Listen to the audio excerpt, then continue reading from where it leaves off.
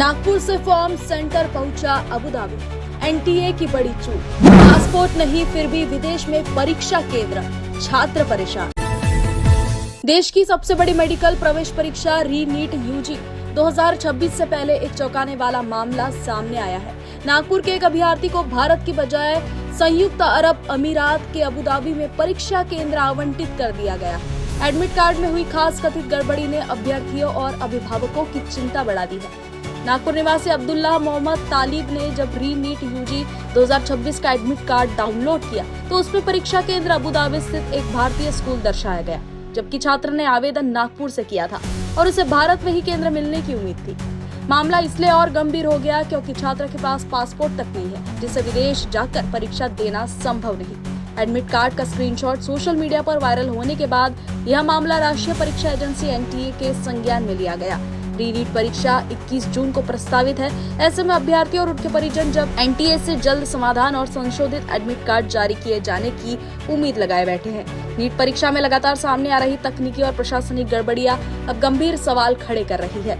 एक तरफ नागपुर के छात्रों को अबू धाबी जैसे विदेशी केंद्र का एडमिट कार्ड मिलना, तो दूसरी तरफ व्यवस्था पर उठते भरोसे के बीच सीजेपी जैसे संगठनों का विरोध। मेरा नाम डॉक्टर मोहम्मद तालिब।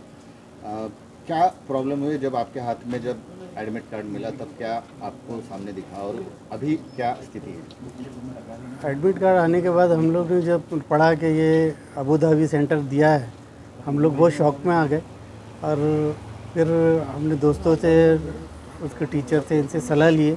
उनका कहना था कि तुम उनके हेल्पलाइन नंबर पर फ़ोन करके बताओ।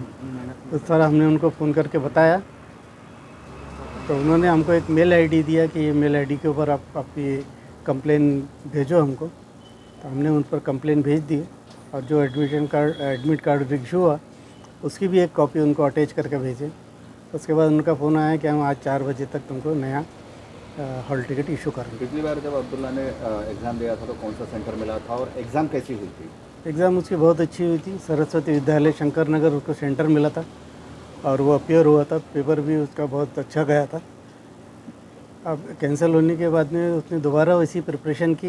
प्रिपरेशन बहुत अच्छी थी उसके, लेकिन ऐसा होने से वो बहुत शौक में है और उसको कन्विंस करने की कोशिश शुरू है।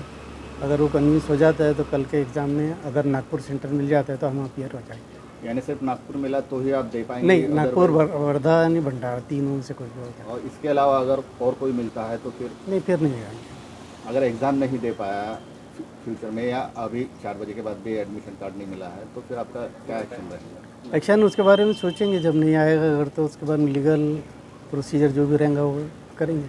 फिलहाल आपकी और आपकी फैमिली की अब्दुल्ला के साथ क्या बातचीत चल रही है? उसकी कंडीशन कैसी है? अब्दुल्ला से कुछ बात करने की कोशिश करो तो वो बात कर ही नहीं पा रहा, वो बस लिपट जाता, रोते रहता। तो अभी कोई बात करने की कंडीशन नहीं है उसके। यह पूरा घटनाक्रम परीक्षा प्रणाली की पारदर्शिता पर गहरी चोट जैसा है। अगर ऐसी चूकें बार बार होती रही तो यह सिर्फ एक गलती नहीं बल्कि लाखों छात्रों के भविष्य से खिलवाड़ बन रही है। अब जरूरत है केवल सुधार की नहीं बल्कि जवाबदेही तय करने की, ताकि परीक्षा व्यवस्था पर जनता का भरोसा दोबारा कायम हो सके। Bureau report, news first. हमारा हर शब्द समाज की आवाज, हमारी हर पहल निष्पक्षता का कदम। आपकी हर समस्या में आपसे पहले दिखेंगे हम हैं न्यूज फर्स्ट। ईश्वर का सच, हमारा साहस और आपका विश्वास। सच, साहस और विश्वास। अगर आप ये वीडियो YouTube पर देख रहे हैं तो हमारे चैनल को सब्सक्राइब कर बेल आइकन दबाएं।